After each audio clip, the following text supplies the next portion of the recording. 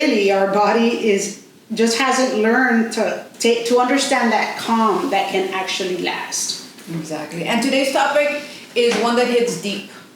Trust. Yes. Right? Because how many times have you said, oh, you already said that. All right. So moving on, hand to heart. I want to start with this little exercise for you guys. Hand to heart, mano al corazón. Inhale for 4, hold for 2, and exhale for 6.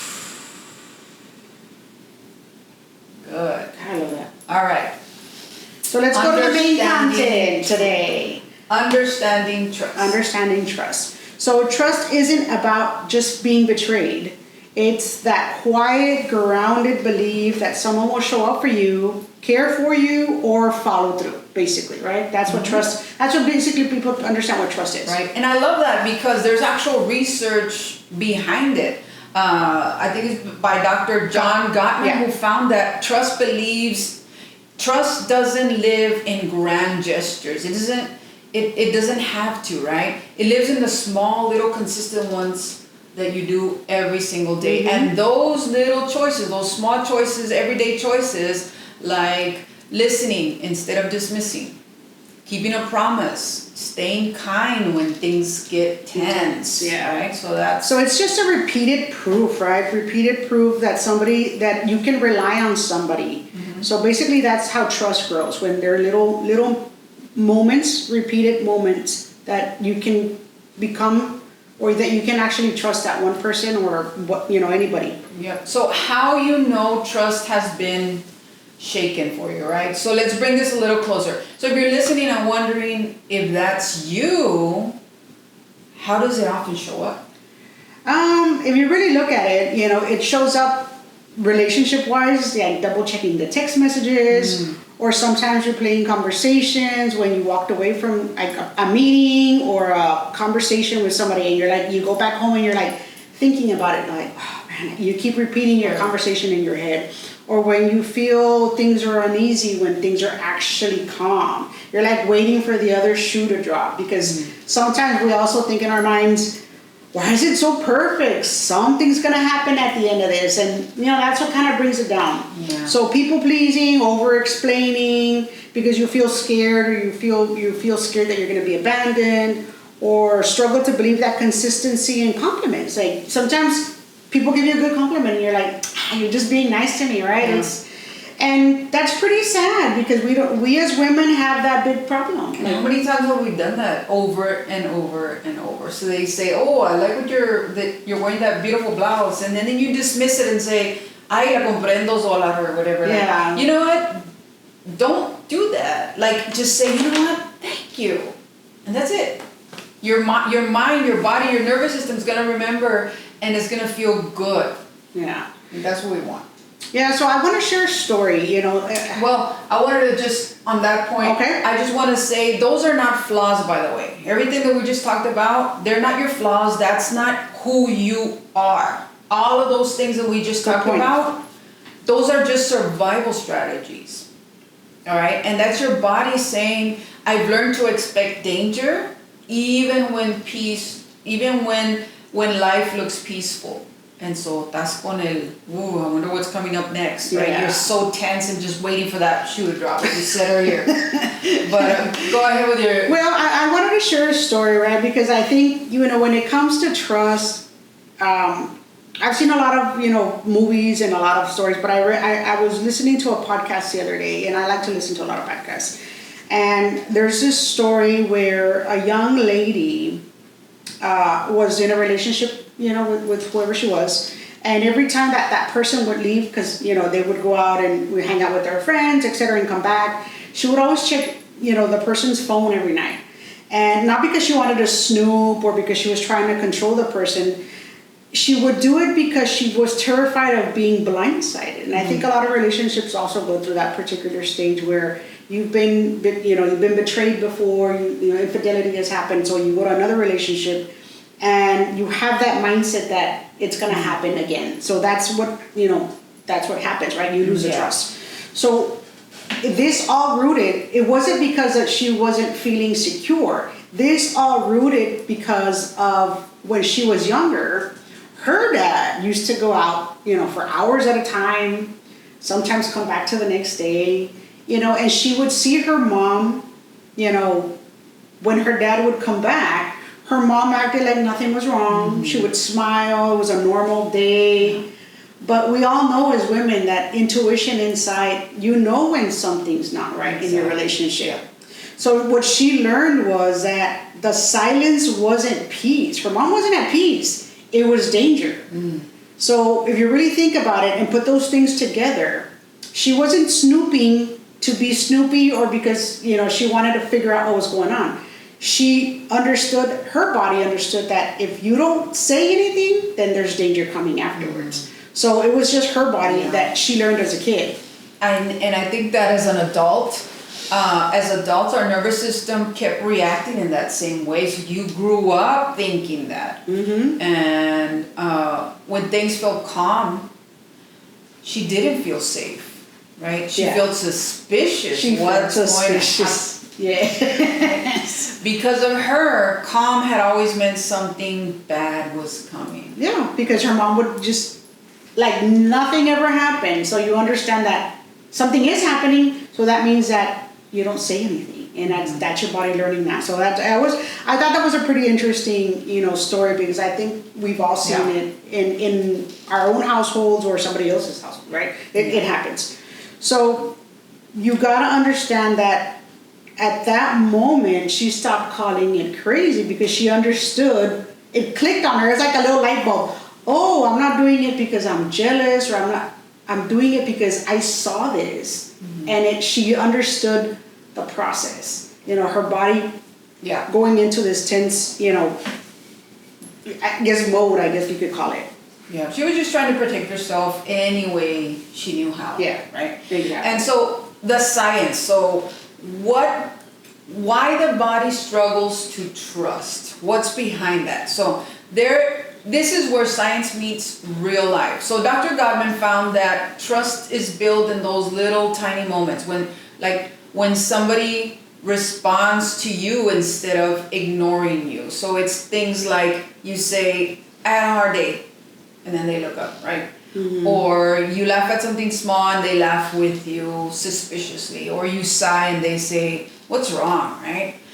Those little moments when someone turns towards you instead of away, that's what makes the nervous system relax and say, okay, maybe I'm here, maybe I'm safe here, right? Yeah, because every time that you laugh and somebody laughs with you, you feel that connection. It's like, oh, okay, oh, okay. So when they turn to look at you, it makes you feel more, it makes you feel safe instead of, when somebody, say for example, you're in a conversation and I'm talking to you and you're looking another way. So what do you feel? Like you feel when we're talking to someone, you feel ignored and you don't feel safe. So that's basically what he's trying to say.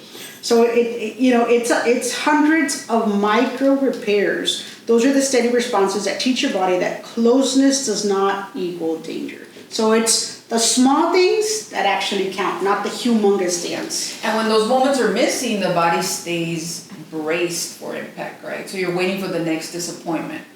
And that's why peace often feels familiar.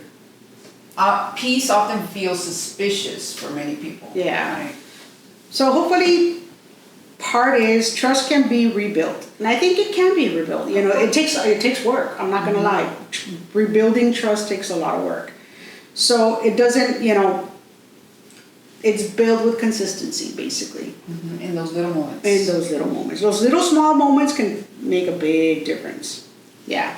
So let's try, how can we transform this particular, topic of trust and transform it into a coaching moment?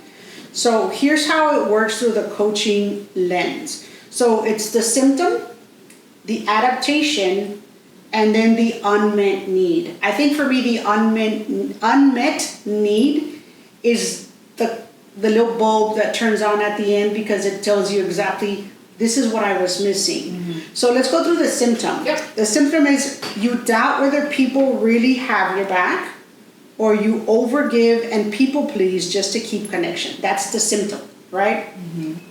The adaptation is the mistrust or overgiving in nervous system's way of keeping you safe. It's the body saying, let's control the pain this time. That's the adaptation. And then the unmet need is deep down, you long for consistency, attunement, and feel chosen. Not for what you do, but for who you are. So I really love this coaching lens. You look at the symptom, the adaptation, and the unmet need. Exactly.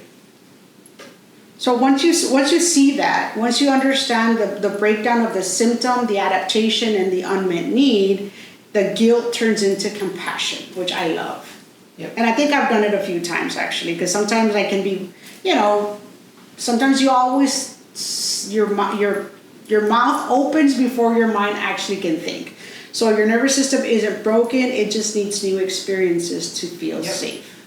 So how do we rebuild this trust again in ourselves and in others? So how do we start rebuilding this sense again of safety? You start small and only do what you can control, basically. So let's do like showing up when you say you're going to show up. That's a micro, trust builder. You show up when you said you were going to show up. Use honest words, even when it's uncomfortable, and people don't like having uncomfortable conversations, but that's important to build trust.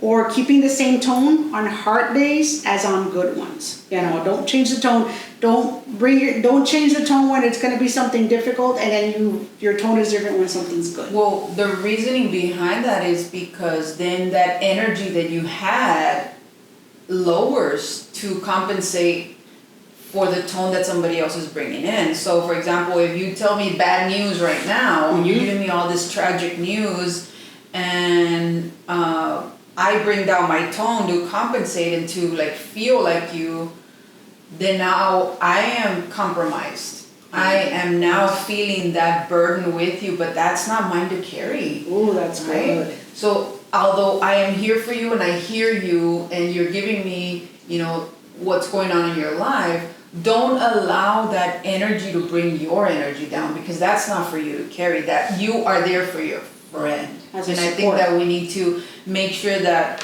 we don't carry that with us throughout the rest of our day. And the more you relive it in your mind, the more your nervous system actually feels and thinks that it's happening to you, but it's not. So remember those moments and calm yourself down, take those deep breaths, and allow your calm and your energy to come back.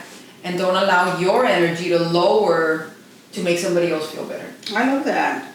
So let's go back and kind of review. So trust doesn't grow from time. Trust doesn't grow from time. It grows from truth, repeated truth. So we go back to the same word, micro steps. So before you look for proof outside, take one small action that builds inside. Keep one promise to yourself today. Yeah. Every time you do, the body exhales a little bit more. So it's important to start providing trust to yourself before you can start providing trust to others. Yeah, and I think that you can teach your body to understand, hey, I can trust me now. No. Through those little moments. And then there's where every other kind of trust, this is where every other kind of trust actually begins. But acknowledge, hey, you know what? I can trust myself now. You don't have trust issues. You have protection that's done its job for you this whole entire time. And now it's safe to thank it, right? And start by letting yourself get that rest when it needs it. So one more time. So before you look outside, take one small action that builds trust inside of yourself. Keep the promise to yourself at all times. Never compromise yourself. So if this episode spoke to you, share it with somebody that's learning, how to trust themselves, trust others, because it's very important.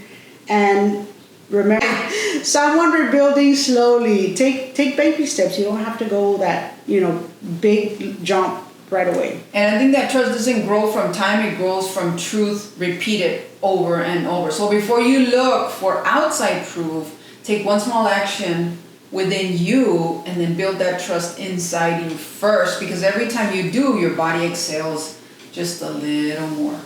Yes. So this is the end of the episode. This is a Primero Tú podcast, because your calm is the foundation of every kind trust. So if you really like the podcast, go ahead and share and subscribe. We're also going to share some links where we have music that's called The Ritual Room, which is hosted by you. Yes, and if you like guided audios, this is for you.